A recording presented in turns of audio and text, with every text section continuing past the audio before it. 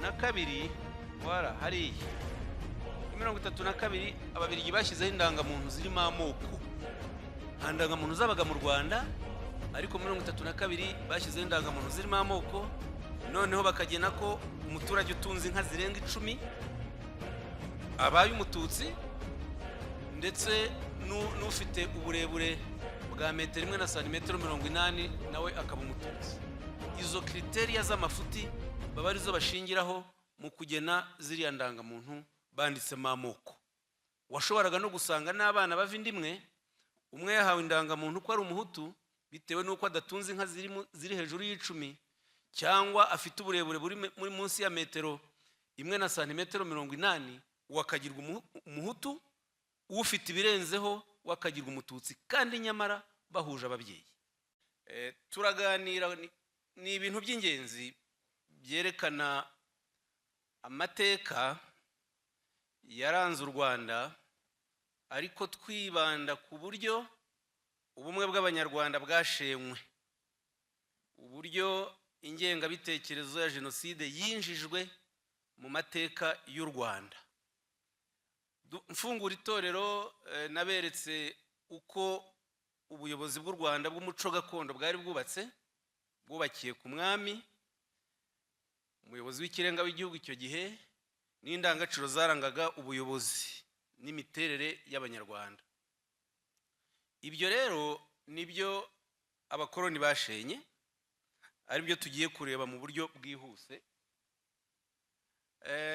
Ahambere twatangirira, nagiye ngenda amatariki ku yandi. Ngira ngo mwabonye ko n'inyito uko yitwa ni kuva mwaka 1900 kugeza 1994. Narebye amatariki amwe namwe y'ingenzi. Iyi tariki 14 z'ukwa gatanu 1910 nibwo ibihugu bitatu by'i Burayi,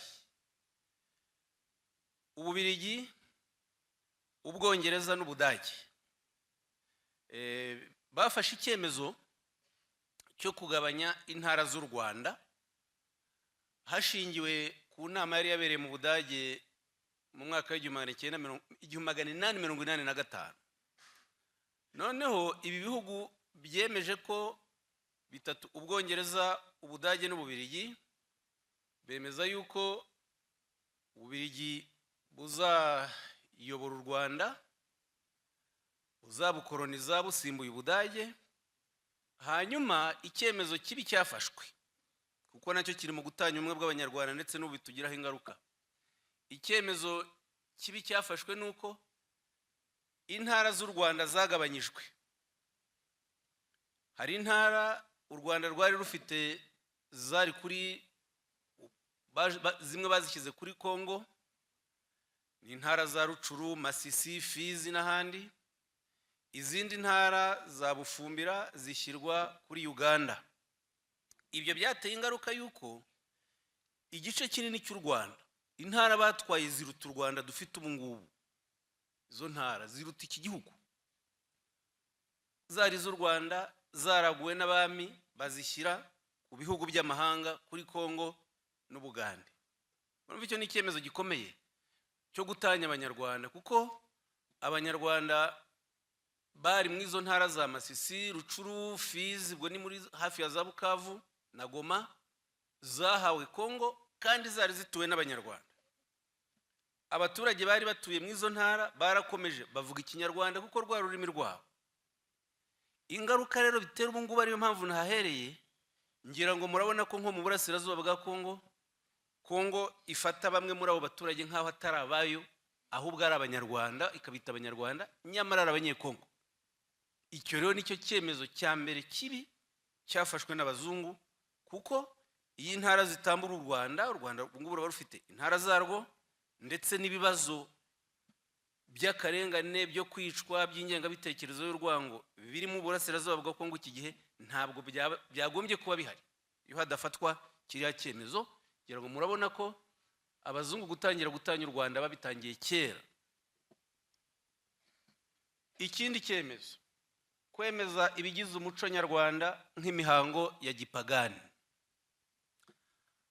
Abanyarwanda bari basanganywe imico yabo myinshi ijyanye n'imyemerere, ijyanye n'imiterere. Mu bijyanye n'imyemerere, reka dufate urugero rumwe. Igikorwa abanyarwanda bakoraga cyitwaga guterekera. Guterekera wari umuhango wa kinyarwanda abanyarwanda bakoraga bazirikana bibuka ababo bitabye Imana, ababo bapfuye. Bakabikora cyane cyane bagiye ku igihe cy'ihinga kigeze, babibuka babasaba bati mudufashe muduhe gutunga no gutunganirwa. Kubera ko muco nyarwanda, mu myemerere y'abanyarwanda, iyo umuntu yabaga apfuye ntiyabaga azimye burundu, yabaga agiye batakimubona, ariko abanyarwanda bemeraga ko aho agiye agifite ububasha bwo kubavuganira ko afite ububasha bwo guhura n'Imana, akayivugisha, akaba yagirira akamaro abasigaye, abatarapfa. Icyo rero ni kimwe mu by'abanyarwanda anako abazungu bavanyeho, babyita ko ari umuco wa gipagani. Gipagani no kuvuga ni imico mibi. Urumva gufata imico y'abanyarwanda yabahuzaga nk'imyemerere yabo imaze ibinyejana byinshi, bakayita ko ari imico mibi. Urumva harimo gusenya umuco, gusenya ibyo abanyarwanda bakiyeho. Hagiye hava n'imigani myinshi, wenda muracyari bato imwe muzayimenya, kuko biriya byanagizwemo n'uruhare na Kiliziya, cyane cyane Kiliziya Gatolika. Hagiye havamo nk'imigani nko kuvuga ngo Kiliziya yakuye kirazira. Bivuze ko kuva Kiliziya yaza hari imico nyarwanda yagiye ivanaho. Ibi rero byatangije abanyarwanda ku buryo bukomeye. Ikindi, gutesha agaciro inzego z'imiyoborere y'u Rwanda. Nagiye mbahamo ingero, kwambura umwami ububasha bugahabwa abakoloni. Bumwe mu bubasha umwami w'u Rwanda yari afite ububasha bwo guhana ibyaha, ndetse afite n'ububasha bwo gutanga igihano cy'urupfu ku bantu babaga bakoze ibyaha bikomeye. Buriya bubasha rero abazungu babanje kugenda babugabanya, noneho biza kugeraho babumwambura. Icyo gihe rero ububasha ntibabumwambuye gusa, ahubwo barabumwambuye babuha umuzungu. Umuzungu asigara ari ufite ububasha ku banyarwanda kurusha umwami wabo, umuyobozi w'ikirenga abanyarwanda bibonagamo. Ntibyagarariye aho ngaho gusa, kuko kuri iriya tariki 21 z'ukwa gatatu 1917, murabona ni kera, bashyizeho igihano bitaga ikiboko. Ikiboko zari inkoni zakubitwaga abantu hashingiwe ku kazi bahawe. Mbega babishyizeho mbere byitwa ko ari amabwiriza agenga akazi, kikaba igihano cy'inkoni gikubitwa umuntu utashoboye gukora akazi yahawe neza. Tuvuge icyo gihe akazi kari gahari, kari akazi ko guca imihanda, nta mihanda yariho. Noneho umuntu wenda bakamugenera metero 20 ku munsi, n'urugero mfashe rwa metero z'umuhanda agomba kuba yacukuye. Ntabwo ari ukuwukubura, ni ukuwucukura bushya. Bakaguha n'amasaha ugomba kuba bikoreyemo. Byaba bitakozwe muri ayo masaha bakugeneye, kuko abantu ntibanganya imbaraga, namwe hano wabaha ako kazi buri wese akavuga ati buri wese aze gucukura metero 10 z'umuhanda, ntabwo mwabirangiriza rimwe bitewe n'imbaraga mufite. Utazirangije rero ku gihe hagenewe n'abakoloni yakubitwaga umubare w'inkoni bagennye. Uwo mubare w'inkoni rero niwo bitaga ikiboko, wagiye uhindagurika. Mbere bigitangira muri uriya mwaka 1917, itegeko ribishyiraho ryavugaga yuko umutegetsi uyoboye ahantu ari we ugena umubare w'inkoni zigomba gukubitwa abayoboye, akabigena uko ashaka. Yaba wenda agira igitsure cyane cyangwa ari umugome, akagena inkoni nyinshi, hakabugwa abagena ko bamwe bashobora gukubitwa inkoni nkeya, abandi gutyo. Nyuma biza kugeraho amuhafate, biza kugeraho ababirigi, abakoloni bagena umubare w'inkoni zigomba gukubitwa utujuje inshingano uko bikwiye. Bavuga ko ari inkoni 25.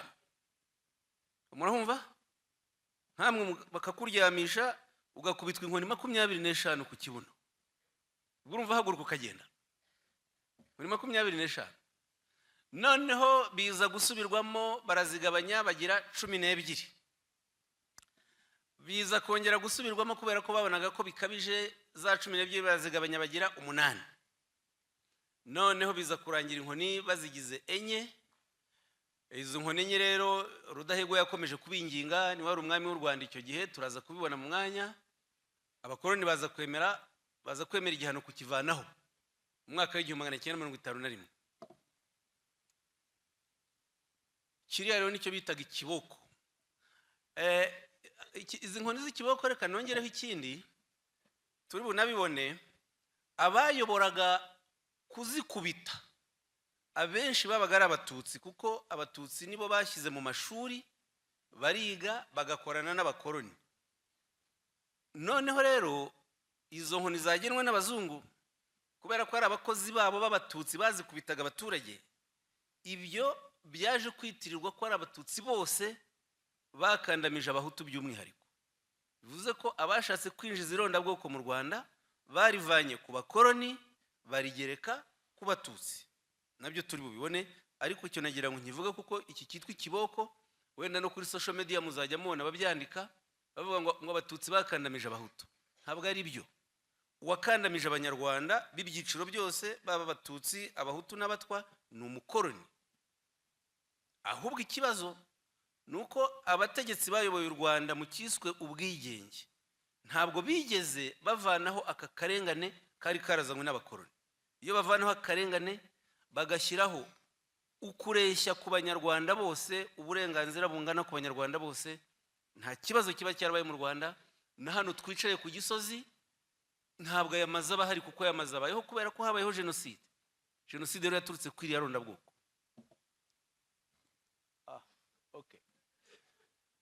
bigeze kuri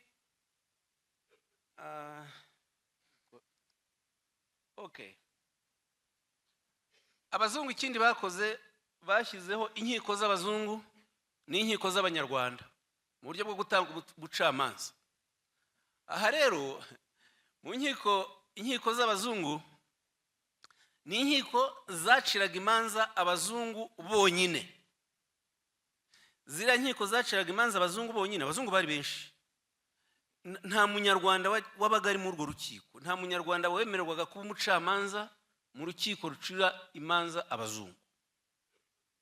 ariko mu manza zicira abanyarwanda, nako mu nkiko zicira abanyarwanda urubanza, zo zabaga zirimo abazungu.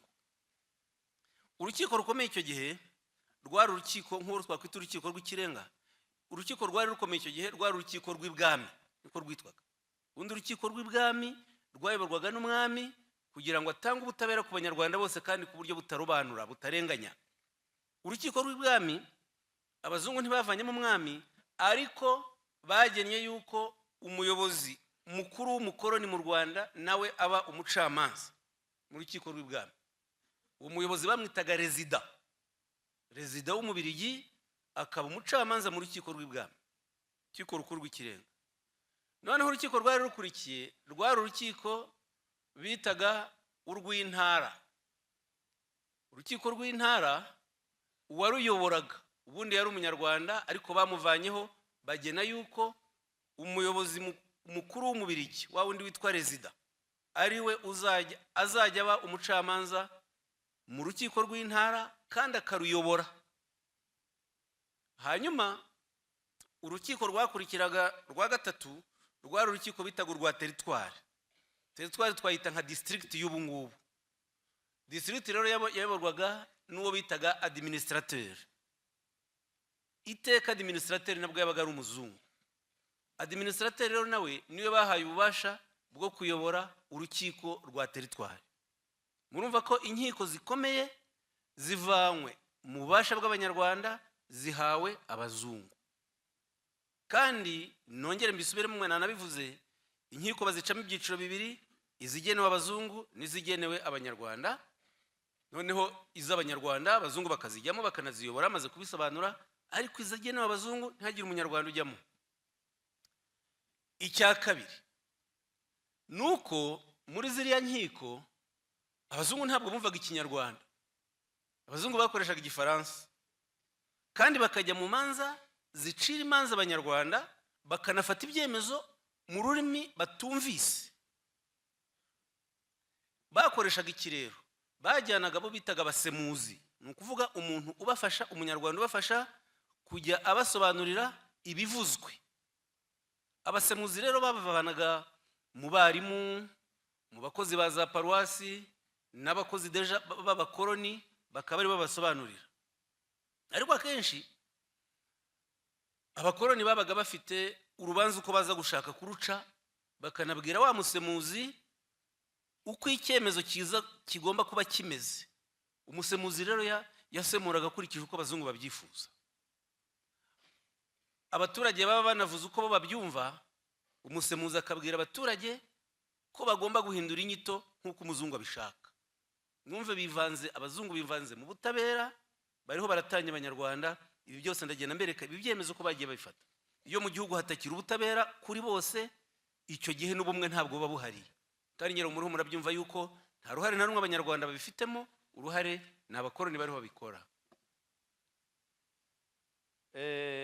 Noneho iyi manza zabaga zaciwe ku buryo batanabyifuza, na za zindi zabaga zirimo abanyarwanda, abazungu bari bafite ububasha bwo kuzisubirishamo, bakanagira n'abacamanza bazijyamo, ariko abanyarwanda ntibari bafite ububasha bwo gusubirishamo imanza.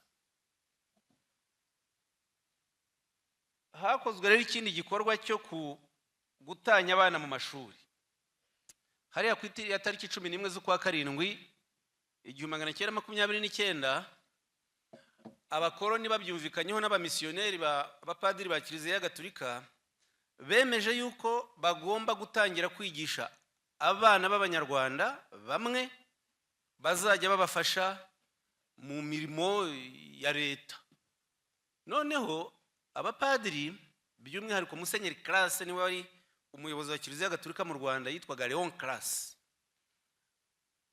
yandika inyandiko ababwira ati mu bana b'abatutsi niho hari abana b'abahanga, abahutu bazi gukora ariko nta bwenge bagira. Rero niba dushaka bazadufasha, reka dushake mu miryango y'abatutsi bakomeye, dufata abana babo tubariho tujyana mu ishuri, nibo bazi ubwenge, nibo tubigishe, nibo bazadufasha gutegeka u Rwanda. Murumva bafashe abana bamwe bo mu miryango y'abatutsi ikomeye yishoboye, baba aribo bajyana mu mashuri. Ishuri rya mbere ryisumbuye muri 1929 niho ababirigi bagiranye amasezerano n'abafurere bitwa Frere de la Charité, abafurere b'urukundo b'ababirigi, bemeza gushinga ishuri ry'indatwa i Butare, groupe scolaire. Murabona itariki ryamaze imyaka hafi 3 ryubakwa, rirarangira hariya mu mujyi wa Huye, wenda bamwe muri mwe mwarahize. Ritangira gukora mu mwaka w'1932. Iri shuri rero reka ndivugeho gato, ryari ishuri ryigisha abazaba abaganga, abazaba abagoronome, ni ukuvuga impuguke mu buhinzi, abazaba abaganga b'amatungo, abaveterineri, rikigisha abazunganira mu ishami ry'ubutegetsi, hanyuma baza no gushyiraho ishami ry'ubwarimu ndetse n'ishami ry'ubushakashatsi. Ababaga barangije muri aya mashuri rero babitaga ba assistant. Assistant ni ukuvuga uwungirije, kuvuga assistant agronome, uwungirije nyine uyobora ubuhinzi, assistant medical, uwungirije mu buvuzi. Yumve ko assistant ni ukuvuga kungiriza. Kungiriza barasobanura kungiriza umuzungu. Umuzungu niwe babaga ari hejuru, ariko akungirizwa n'abari abanyarwanda mwayo mashami yose.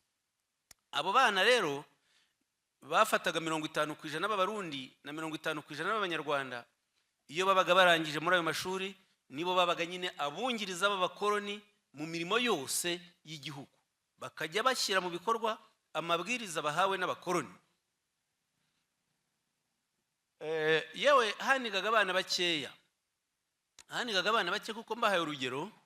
Murabona ko ishuri ryatangiye mu mwaka w'1932 kugeza mu mwaka w'1962, ukuvuga imyaka 30, ryari rimaze kwigisha abana 450 bonyine. Abana 450 mu myaka 30, murumva ko ayo mashuri yararobanuraga cyane cyane. Ikindi rero ayo mashuri yakoze, cyo ni ngombwa kukimenya, nuko iyo babaga bari muri ariya mashuri, mu shuri ry'indatwa, babacaga ku muco gakondo wabo, bakabigisha kurya ibiryo by'abazungu, bakabaca ku biryo nyarwanda, bakabigisha kunywa icyayi. Ntabwo abana bari bazi icyayi icyo ari cyo icyo gihe, mwebwe murakizi, na konfitire n'umugati na za marigarine murabirya, tugende ntibari babizi. Abana biriraga ibishyimbo, bakarya imyumbati, bakarya amashaza, noneho bajya mu ishuri bakabigisha ahubwo kurya amafiriti, kurya amavuta y'ingurube yitwa sendu, noneho bakazaza iwabo buke buke, umuco baragiye bawutakaza guhera no mu mirire ubwayo. Ikindi gikangisho bakoze, abazungu muri 1930 bubatse gereza nkuru ya Kigali. Murahazi bamwe wenda aho yahoze hariya hano Nyarugenge ku Muhima, niyo mpamvu bayitaga 1930, 1930 niho iriya gereza yubakiwe.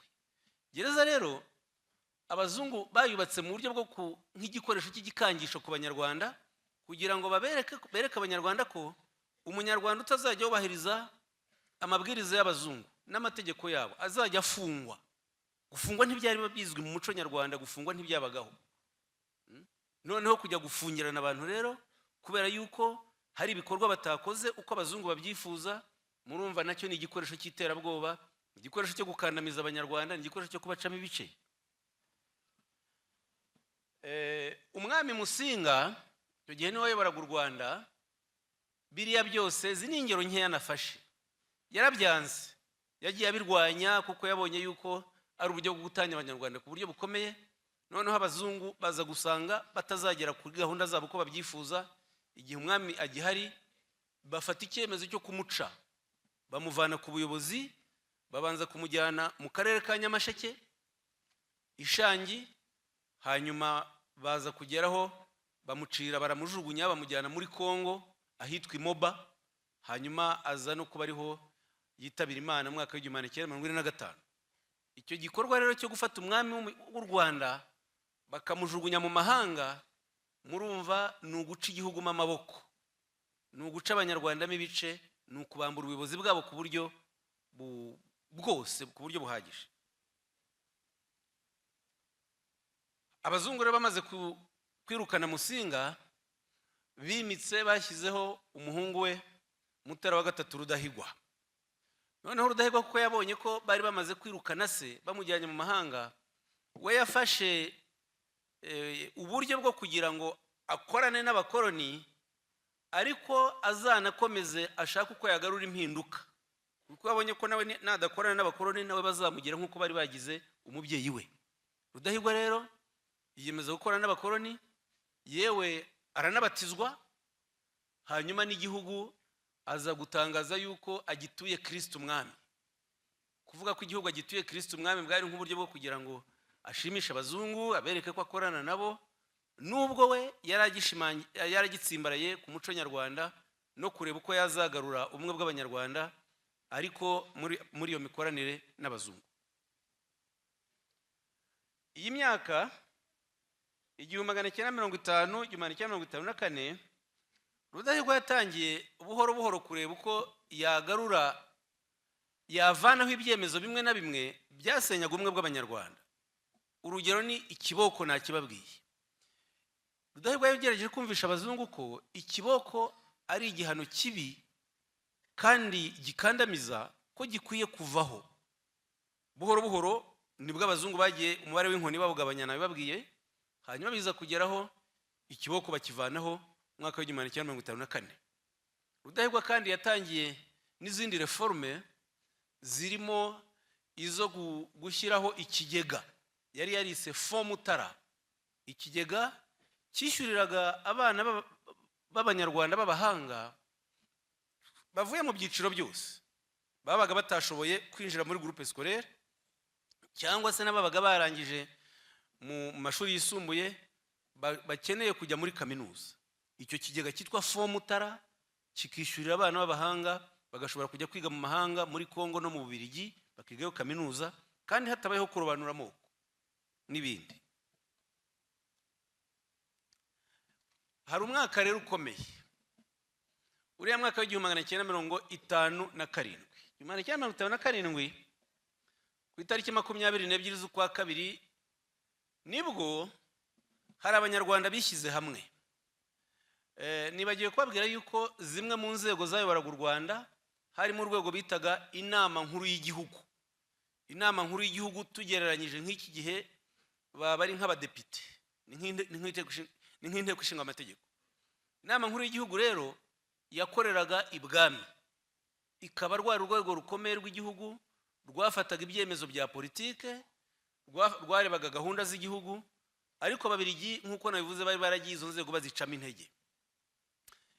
Iyi nama nkuru y'igihugu rero ku itariki 22 z'ukwa kabiri 1957 yanditse inyandiko bise mise au point. Mise au point ni nko kuvuga, ni nko ngo ibikwiye kwitabwaho, ibikwiye gusuzumwa, update, bikwiye gusuzumwa mu iki gihe tugezemo. Muri nyandiko rero bise mise au point bayandikiye abakoroni bakabasaba ibintu bikwiye guhinduka byinshi mu miyoborere y'igihugu. Icya mbere batanze muri gahunda nyinshi, gahunda y'uburezi. Bakavuga ati muri gahunda y'uburezi hakwiye kujyaho kaminuza y'u Rwanda ikigwamo n'abanyarwanda. Kuko icyo gihe kaminuza ntayabagaho, nta mashuri makuru yabagaho, habagaho amashuri yisumbuye makeya. Bagasaba ko hajyaho kaminuza y'abanyarwanda.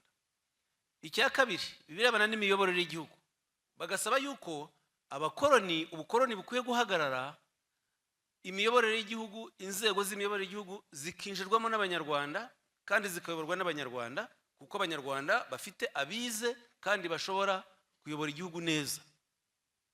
Ibyo rero ntabwo abakoroni babikunze, iyo nyandiko ntibanayishubije, ahubwo bahinduye imikorere, bashaka igice cy'abahutu bari barize cyane cyane mu maseminari.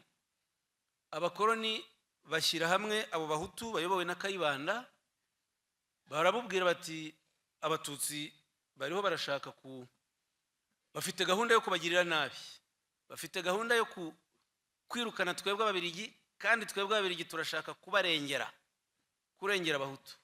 Rero reka tubashyigikire, tuvana abatutsi mu nzego z'imiyoborere y'igihugu, tuvana abatutsi mu nzego z'imirimo, hanyuma tubari mwebwe duha ubutegetsi. 9 menya hariya ntabishyizeho, banditse inyandiko ku itariki 24 z'ukwa gatatu 1957 isubiza iriya yari yaranditswe n'abagize inama nkuru y'igihugu.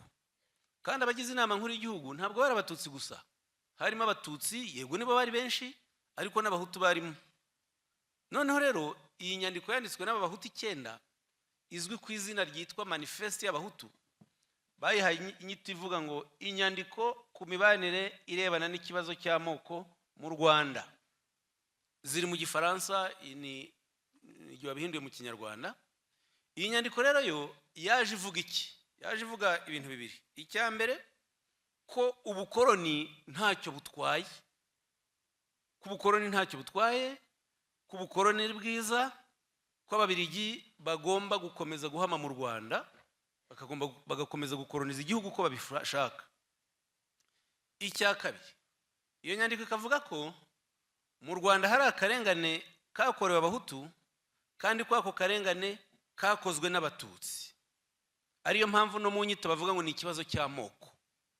Ubundi nta kibazo cy'amoko cyari mu Rwanda, ikibazo cyari gihari cyari cy'ubusumbane, ubusumbane buterwa n'abakoroni, bagashyira ubusumbane mu banyarwanda ubwabo. Nagiye mbisobanura.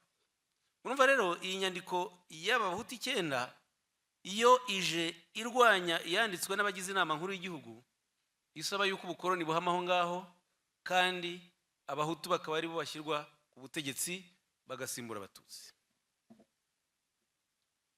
Musenyeri Perodin wari umushumba wa Diocese ya Kabgayi. Diocese ya Kabgayi icyo gihe hari nini. Diocese ya Kabgayi na hano Kigali icyo gihe hari muri Diocese ya Kabgayi na za Rulindo hariya, kubera yuko Diocese ya Kigali yari itarashingwa. Diocese ya Kabgayi yavaga hano Kigali ikagenda ikazagera i Butare na Gikongoro, kuko icyo gihe diyosezi ya Butare nayo yari itarashingwa. Diyosezi ya Butare yashinzwe mu mwaka w'igihumbi kimwe magana cyenda mirongo itandatu na kabiri. Mwumve, cyari igice kinini cyane cy'u Rwanda, kuko iyo abantu bavuze uburyo iyi nyandiko ya Musenyeri Perode yagize impact, ni ukuvuga umwanya munini cyane, yagize uruhare mu mpinduka, ntabwo abantu bumva ko diyosezi ya Kabgayi yari ifite icyo gice cyose. Kuva i Kigali ukagenda ukagera kuri Nyungwe yari diyosezi ya Kabgayi.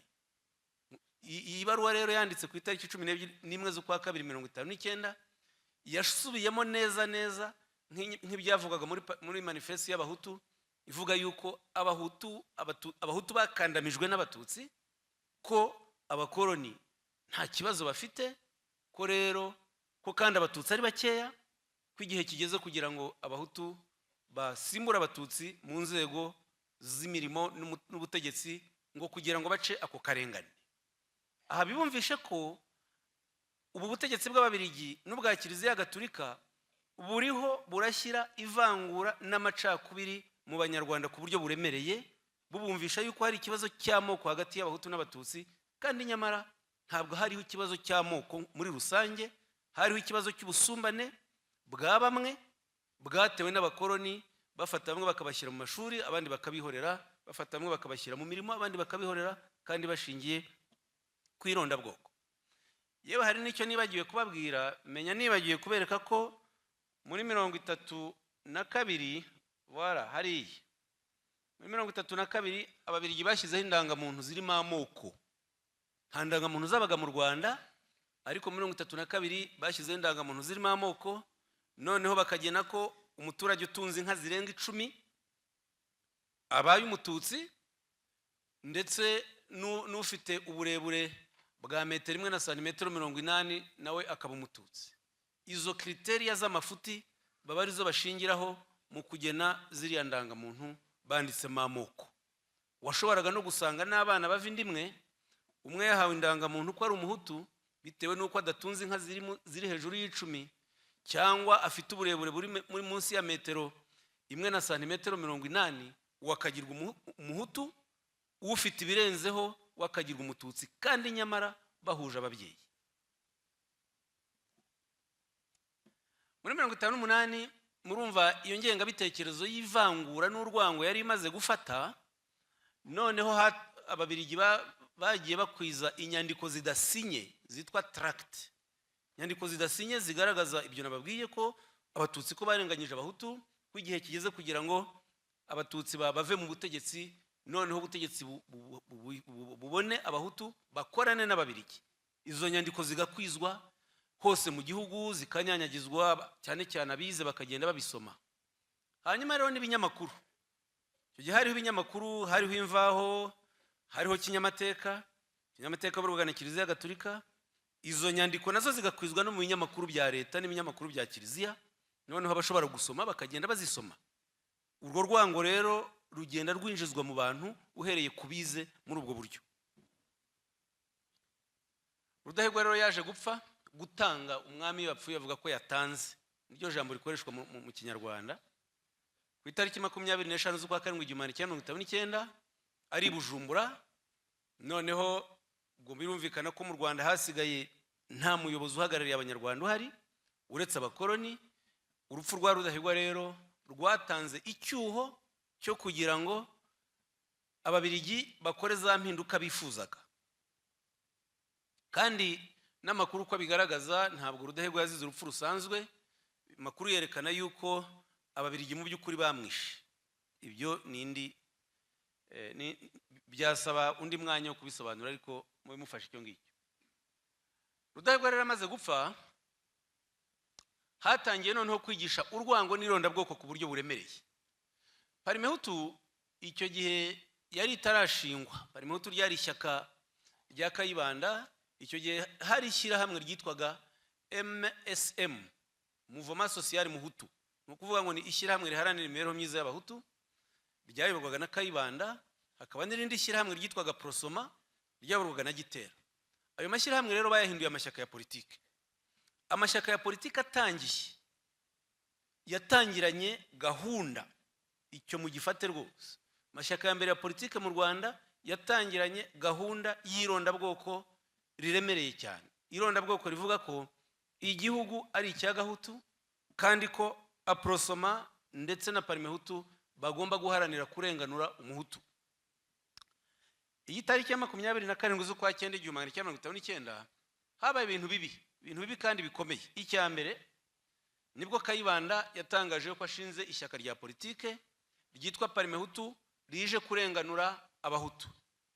Noneho mu ijambo rivuga ishingwa ry'iryo shyaka dore agace kamwe kabirimo, wavuga ati ishyaka ryacu rirareba inyungu z'abahutu. Tumutangire mu cyumba. Iyo umunyapolitike avuga ngo ashinze ishyaka rije kurenganura icyiciro kimwe gusa cy'abanyarwanda, murumva aho harimo ivangura ritishiriye kandi ivangura ribi, uretse ko nta vangura ryiza ribaho. Ishyaka ryacu rije kurengera inyungu z'abahutu, bivuze ko umunyarwanda utari umuhutu icyo gihe Parmehutu ntimureba, ntimwitayeho. Murumve urwango ruriho rurajya muri politike. Arakomeza ati abahutu barakandamijwe, barasuzuguwe kandi bakinagazwa n'agatutsi. Bivuze ko icya kabiri Parmehutu bivuga iritirira abatutsi bose kuba barakandamije abahutu. Gukinagaza no kuvuga no kugirira n'aba bantu kubasikigingiza kubica urupfu rubi. Noneho akanongera ko abatutsi atari abanyarwanda, ko abatutsi ari abanyamahanga.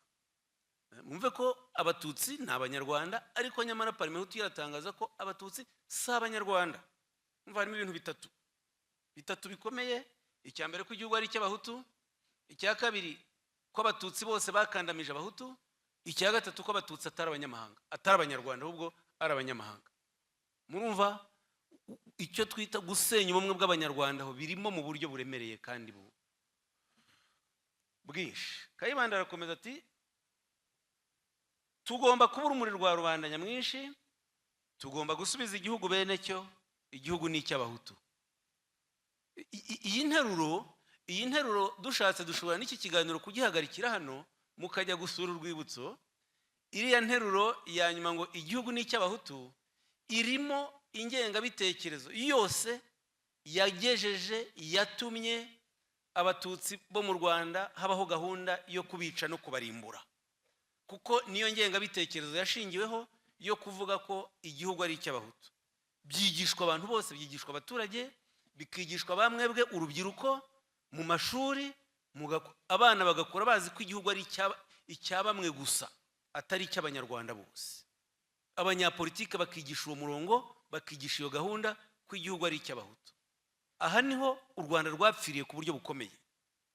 Kandi murumva ko byatangiye kuva noneho mu maboko y'abakoloni, ni abanyarwanda bamwe bariho batangiye kwigisha urwo rwango niyo ngengabitekerezo. Kuri iriya tariki rero ni nabwo Gitera wari umuyobozi wa Prosoma yatangaje icyo yise amategeko 10 y'abahutu. Ayo mategeko 10 y'abahutu icyo yavugaga muri rusange, yavugaga ko abahutu n'abatutsi nta sano bahuriyeho, nta sano bafitanye, ko igihugu ari icy'abahutu, ko rero abahutu bakwiye kwishyira hamwe bakarwanya abatutsi ku buryo bwose. Mwumve ko Kayibanda na Parmehutu ye na Gitera na Prosoma umunsi umwe bahuriye ku ya tariki 27 z'ukwa 9 1959, bahuriye ku gikorwa cyo gutangaza ko igihugu ni icy'abahutu kandi abanyarwanda nta sano bafitanye, abahutu n'abatutsi nta sano bafitanye. Bagomba rero abahutu bagomba gushyira hamwe bakarwanya umututsi umunyamahanga. Abakoloni nibo bayoboraga u Rwanda icyo gihe. Abakoloni nta cyemezo na kimwe bafashe kibuza Gitera na Kayibanda kwigisha ruriya rwango, bikerekana ko bari babishyigikiye. Ariko ikindi ni n'intangiriro y'umuco wo kudahana. Iyo rero mu gihugu hatangiye umuco wo kudahana, abantu bakigisha urwango ku mugaragaro, ntihagire urwego rubibabaza, ntibahanwe, icyo gihe abaturage nabo bumva ko ari igikorwa gisanzwe. Bumva ko ari igikorwa gisanzwe. Igihugu kigira ordre iyo gifite amategeko abuza abantu gukora ibyo biboneye byose. Iyo rero hatangiye kwigishwa urwango nkuru nguru, bigashyirwa muri politike bikemerwa, igihugu kiba kigeze habi, niho bitangirira. Murabona ko nabashyiraho urundi rugero rw'inyandiko Gitera yanditse. Gitera yari afite ikinyamakuru cya Prosoma cyitwaga Ijwi rya Rubanda Rugufi, nko kubirebana n'amatora yanditse abwira abahutu yuko bagomba nibajya mu matora ko batagomba gutora umututsi, ko bagomba gutora umuhutu, kandi umuhutu wabo wabona bizeye koko. Ati nimukanguke mushyire hamwe mutore abategetsi banyu b'abahutu, n'umuhutu banye n'abatutsi n'umwanzi wanyu, nimumwiceho ntimuzamutore. Urumva ikintu gikomeye? Ikintu gikomeye ni ukuvuga ko kubwira abaturage ko bagomba gutora umuhutu, kandi ko n'umuhutu ufitanye umubano n'umututsi ari umwanzi w'umuhutu, ko atagomba gutorwa. Murumva? Ntabwo hano hariho kwigisha abantu gutora umuntu ufite ubushobozi, gutora umuntu ufite ubumenyi, gutora umuntu uzagira igihugu akamaro. Barabigisha gusa gutora umuhutu, kandi bakanongeraho ko umuhutu bana n'abatutsi ari umwanzi w'abahutu. Murumva uburemere bw'ayo macakubiri, bw'iryo vangura? Iyo rero tuvuga jenoside, muraza no kubona musura urwibutso, jenoside yaturutse ku iyi politike. Ndiho mbere kanga, iyo hatabaho iyi politike ya gatanya, ntabwo haba harabayeho kwica igice kimwe cy'abanyarwanda. Ntihaba harabayeho yuko abanyarwanda bamwe bigishwa ko igihugu ari icyabo bonyine, abandi bakitwa abanyamahanga, hakaza no kugenwa ko abo bitwa ko ari abanyamahanga batsembwa. Ni ngombwa rero ko mwumva iyi politike mbi inkomoko yayo. Bizanabafasha no kumva ibyo mumaze iminsi mwigishwa mu itorero, akamaro ko gushyigikira politike nziza, politike yubaka abanyarwanda, politike yubaka igihugu cyose, politike igarura ubumwe bw'abanyarwanda turimo iki gihe. Kuyishyigikira no kumva akamaro ko kurwanya ingengabitekerezo ya jenoside aho iva hose n'aho igera, kuko abakoze ibi ngibi cyangwa bakibyemera ubu noneho bifashisha imbuga nkoranyambaga bagakwiza urwango rwatangiye kiriya gihe. Ntabwo ari ibintu byarangiye. Niyo mpamvu mwebwe mugomba kuba maso kugira ngo imihigo mwemeza mu itorero ibafashe kujya murwanya izi gahunda mbi zishobora kudusubiza mu bihe bibi, cyane cyane mwebwe abatoya. Muri 59 ku itariki ya mbere z'ukwa 11, ubu noneho ngiye kwihuta kuko bisigaye biroroshye. Ababirigi, kuko Parmehutu bari bamaze kubaka ingengabitekerezo yayo, noneho basanze ko kugira ngo abatutsi bave mu nzego z'imirimo ari uko bagomba kubica.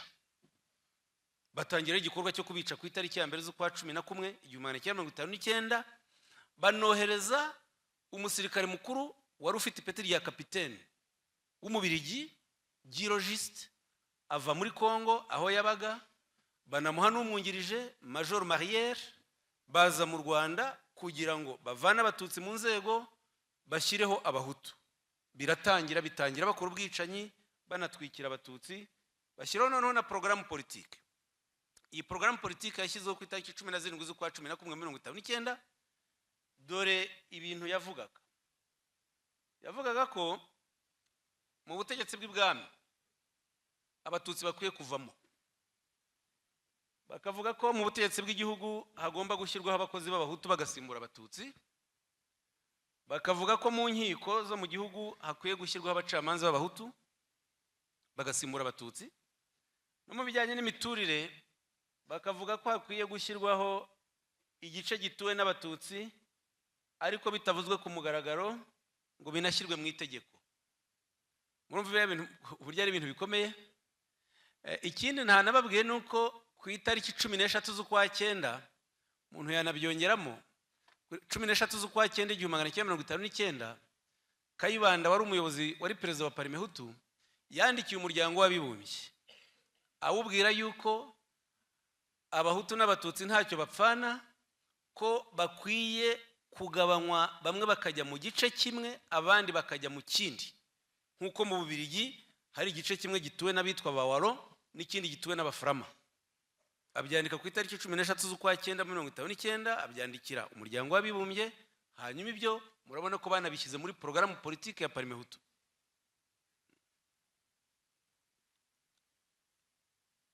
Yes. Kuri iriya tariki nanone 17 z'ukwa 10, 1959, Parmehutu yari ifite ikinyamakuru cyitwaga Jyambere.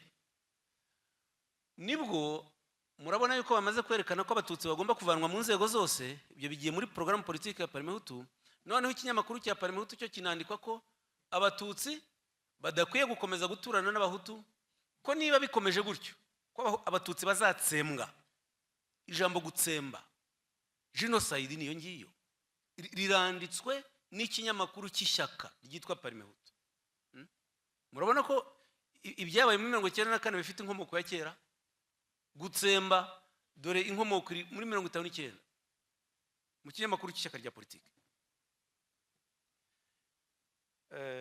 Okay.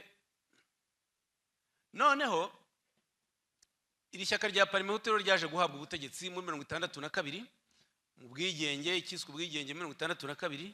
Iyo rero umuntu asuzumye gahunda za Parmehutu, programme politique ni ukuvuga ni gahunda, ni policy ishyaka rigenderaho. Parmehutu yategetse igihugu igendera kuri politiki ivuga ko nanayibabwiye rwose ko igihugu ari icya Gahutu. Bishyirwa no mu programme yabaga imara imyaka 4. Programme politique yamaraga imyaka 4, noneho buri myaka 4 igahinduka. Aha nagiye mbaha ingero. Nko muri programme politique nimero ya 3 yemejwe muri kongere ya Parmehutu Gitarama ku itariki 21 z'ukwa gatandatu 1964, dore uko ivuga kubirebana n'uburezi. Parmehutu yishimiye kandi ishima n'abaparmehutu b'ukuri bose ko guhera muri 1959 itigeze ihwema kurangiza ingingo zo kwinjiza Gahutu mu mashuri. Mve ko ntabwo Parmehutu inejejwe no kwigisha abana bose b'Abanyarwanda, ahubwo ikomeje umurongo nk'uw'abakoloni. Abakoloni bumvaga yuko bagomba kwigisha abana bamwe b'abatutsi gusa aho kwigisha Abanyarwanda bose. Parmehutu yo aho kugira ngo nayo ikore impinduka zigisha Abanyarwanda bose, iravuga ko gahunda yayo igamije kwigisha abana b'Abahutu, ikaba ari bo yinjiza amashuri yisumbuye n'amakuru, ko kandi zihatira kujijura abaparmehutu cyane cyane abarwanashyaka bayo. Manifeste yakurikiyeho yasohotse muri 1969. Nanone nafashe urugero gusa rureba uburezi, kubera ko uburezi bwabaye igikoresho cyo gutanya Abanyarwanda cyane. Parmehutu ko yemeza iravuga iti mu burezi abana ba rubanda rugufi bakomeje kuzamuka ari benshi, ku buryo twakwizera ko mu myaka ya vuba bazaba bamaze kubona umwanya Parmehutu yaharaniye. Iyo bavuga rubanda rugufi cyangwa rubanda nyamwinshi ni imvugo bakoreshaga icyo gihe, ariko babaga bashaka kuvuga Abahutu. Ntabwo babaga bashaka kuvuga abakene cyangwa se abafite imibereho idashimishije bashaka kuzamura. Rubanda rugufi cyangwa rubanda nyamwinshi mu myumvire ya Parmehutu babaga ari Abahutu gusa, nk'uko ideoloji yabo yabigaragazaga. Kayibanda rero no muri za disikuru nyinshi yagiye afata, Perezida Kayibanda yagiye yikoma abatutsi kenshi akabatuka, akabita ko ari inyenzi. Ijambo inyenzi ryarakoreshejwe cyane, akabita ko ari abanyamahanga. Iryo jambo rero rikanigishwa abaturage.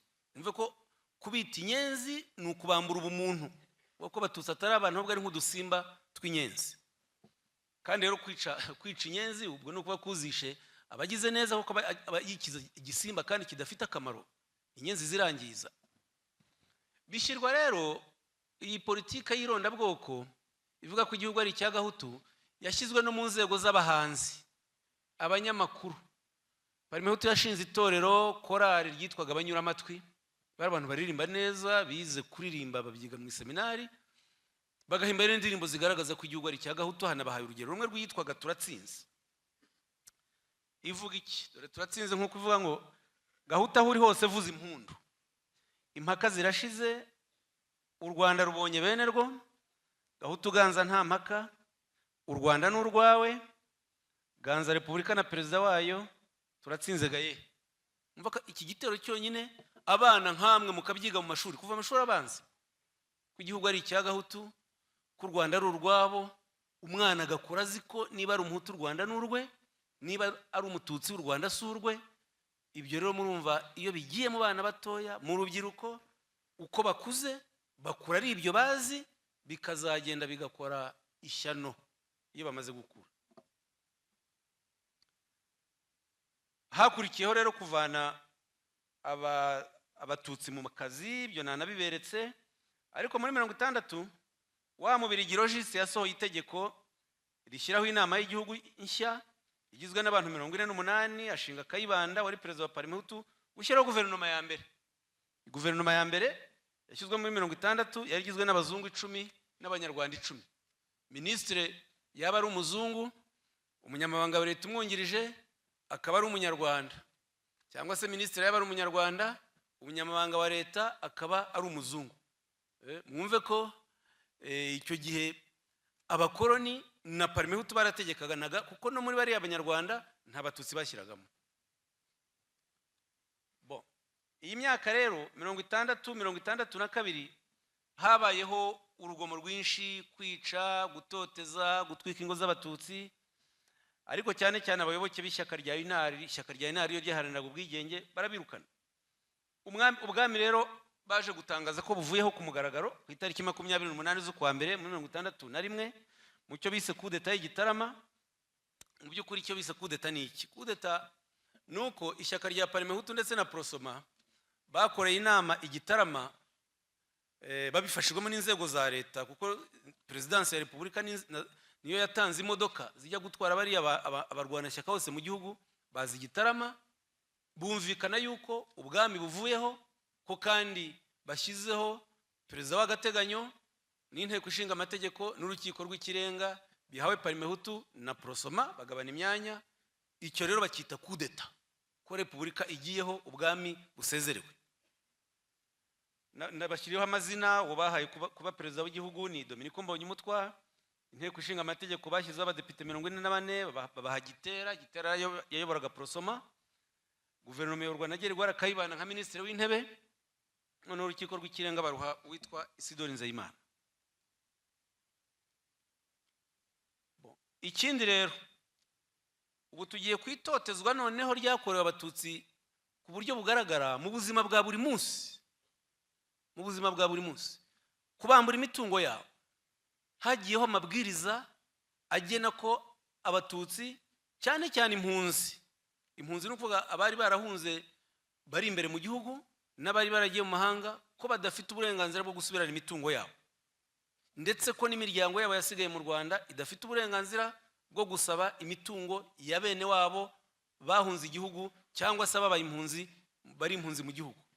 Hari nka benshi bari baravanywe ku Gikongoro, baravanywe za Ruhengeri ubwo ni Musanze na Burera na Gakenke, bazanwa mu Bugesera n'ahandi, ko imitungo basize badashobora kwisubirana.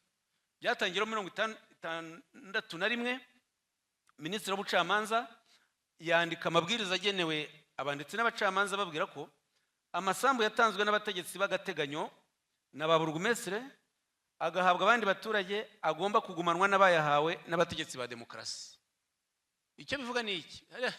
Ni ukuvuga ko Minisitiri w'Ubucamanza ariho arabwira abacamanza ko nihazagira uza kurega, umututsi uza kurega asaba gusubirana isambu n'imitungo by'umuryango we wahunze, kandi iyo mitungo yarahawe undi muturage, ko atagomba kwisubirana, ko urubanza rugomba kwemeza ko iyo mitungo nta burenganzira ifiteho. Ni amabwiriza y'abacamanza. Noneho kugira ngo aya mabwiriza ya Minisitiri w'Ubucamanza agira imbaraga, Perezida Kayibanda yashyizeho itegeko. Icyo gihe muri iriya myaka perezida yashyiragaho itegeko, bakaryita itegeko teka. Ku itariki 26 z'ukwa 2 1966 Perezida Kayibanda yashyizeho itegeko teka rivuga ko iyo mitungo yatanzwe n'ubutegetsi bwa leta nta nyirayo cyangwa abo mu muryango we batagomba kwisubirana. Riteye gutya: umuntu wese wahunze iyo agarutse ntashobora kuregera amasambu yaratuyemo cyangwa yo yahingaga, niba ayo masambu yarahawe abandi baturage cyangwa niba hari ikindi leta cyangwa ubutegetsi bwa komine bwayageneye. Urumva, iyo leta igenye ko ikwambuye umutungo wawe, ni nko kuguca mu gihugu. Udafite umutungo, udafite isambu, watungwa n'iki? Icyo gihe abantu batungwaga no guhinga. Kuko niba bakwambuye isambu yawe ntushobora kubaho. Ni nko kubwira ngo uva mu gihugu hungu ugende ushaka ahantu ujya, kandi ibyo imitungo y'abaturage yabaga yarahawe abandi. Ni akarengane rero. Perezida Habyarimana icyo nacyo mugifate ko imitegekere ya Kayibanda n'iya Habyarimana ni imwe, nta mpinduka yabaye, akarengane karakomeza kaba kamwe. nko ku kijyanye n'imitungo. Perezida Habyarimana ageze ku butegetsi, icyemezo cya mbere yafashe ni icyo gushimangira amategeko Kayibanda yari yarashyizeho ajyanye n'akarengane ko gutanga imitungo y'abatutsi. Habyarimana yafashe icyemezo nawe ku itariki 25 z'ukwa 2023 kirebana n'imitungo y'impunzi, avuga ibintu byatawe n'abatutsi bahunga biba bitakigira nyirabyo. Iki ni ikintu gikomeye, kuvuga ko umuntu watunze bahunze bariho bamwica cyangwa bamutwikira agasiga imitungo ye, ngo ntabwo igifite nyirabyo, nta nubwo kifiteho uburenganzira. Akongera ati bihinduka inkunga ya leta. Ibyo bintu bigomba gufatwa bigashyirwa mu maboko ya komine. Komine ni nka district z'ubu ngubu. Nta wishingiye, harimo ubugome hariya, ngo nta wishingiye guhunga kwabo kwatewe n'ubwoba cyangwa ibikangisho. Abategetsi bari hubu ntibashobora na rimwe kwishingira ingaruka z'uko guhunga. Vuga ko Perezida Habyarimana ho aravuga ko abatutsi bahunze aribo babyiteye, ko rero leta itishingiye kuba barahunze, ntabwo leta igomba no kubagarura mu gihugu. No. Muri 75 wari minisitiri w'ubutegetsi bw'igihugu, we noneho Alex Kanyarengwe yafashe icyemezo cy'uko yandikiye ba burugumesitiri bose ashingiye kuri rya tegeko rya Habyarimana, abaha igihe ntarengwa cyo kuba batanze ya mitungo y'abatutsi. Ababwira ko bitarenze ukwezi kwa 7 Nyakanga 75 ko imitungo y'abatutsi bahunze igomba kuba yamaze gutangwa.